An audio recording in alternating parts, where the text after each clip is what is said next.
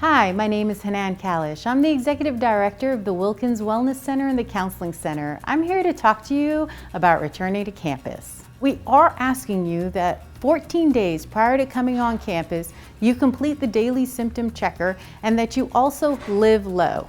Living low means not going out to bars, not going out to the beach, not going out to concerts.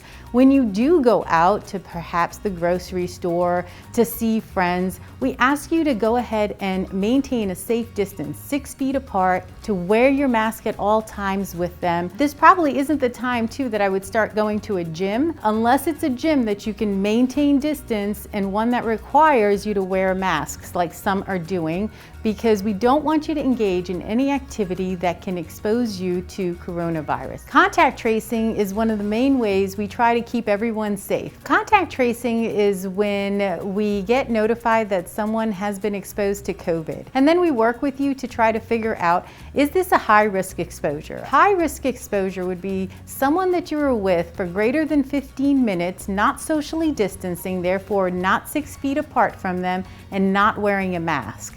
That we would consider a high-risk exposure. A low-risk exposure is someone that is masked, you're more than 6 feet apart, and you also maintained your contact for less than 15 minutes. High-risk activities are if you're sitting down at a restaurant with somebody eating, going to a bar. You most of the time don't have a mask on and you're not eating and drinking with a mask on, and so those are all high-risk activities and usually last more than 15 minutes. Those people often will have to be notified if you have a COVID test and it comes back positive.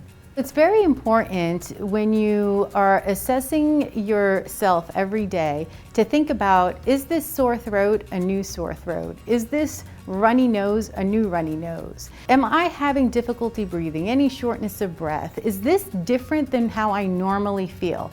And if it is, then on the daily symptom checker, you should mark that so that we are aware on campus and that we can provide you with further guidance. You will get a phone call, and we don't want you going to face-to-face classes when you're having symptoms. That's why it's going to be super important to remember to bring your thermometer to campus so that you can take your daily temperature.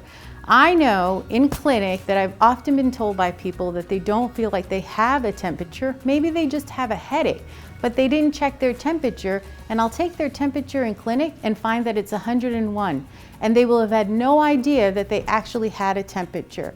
So while there might be some talk about fever is not the only symptom, that is correct, but it's really important to check your temperature as well so that you know. And that way we can make sure that everybody on campus who is attending face-to-face classes is at the healthiest that they possibly can be, and that when you do have a symptom, we move you out of the classroom, continue to get you the education that you need, but also protect the rest of the campus.